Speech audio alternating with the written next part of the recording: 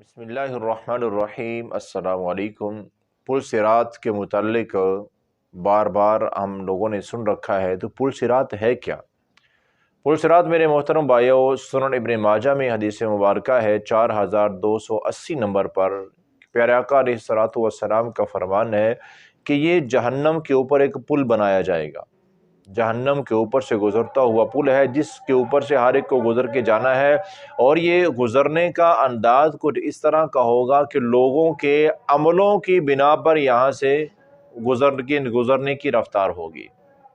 کچھ لوگ تو ایسے بھی ہوں گے کہ جو اتنی بجلی کی رفتار سے وہاں سے گزر جائیں گے، یعنی کہ وہ جنت کے دروازے تک پہنچ جائیں گے اور ان کو پتہ بھی نہیں چلا ہوگا کہ ہم کب پل صراط سے گزر گئے۔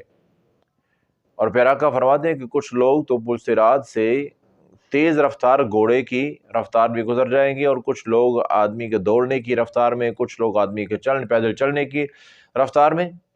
فرمایا کہ کچھ لوگ وہاں سے گزر رہے ہوں گے تو پل صراط کے اوپر بڑے بڑے کانٹے لگے ہوں گے، بڑے بڑے آنکڑے ہوں گے، اور وہ ان لوگوں کو زخمی کریں گے۔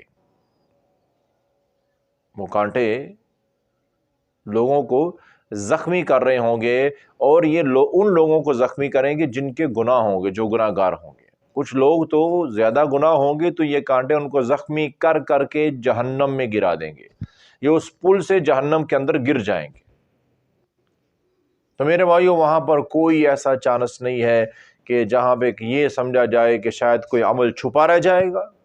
نہیں، ایک ایک پل کا، ایک ایک ذرے کا اللہ تعالیٰ نے حساب لینا ہے، کوئی بھی چھپا نہیں رہ سکتا۔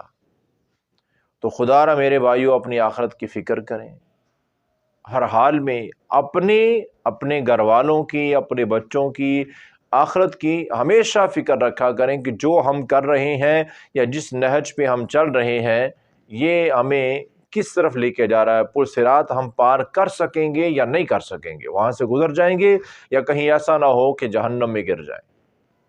تو اللہ سے دعا ہے اللہ تعالی ہمیں اس طرح کی تمام مشکلات سے محفوظ فرمائے اور امن اور سلامتی کے ساتھ جنت کا داخلہ عطا فرمائے۔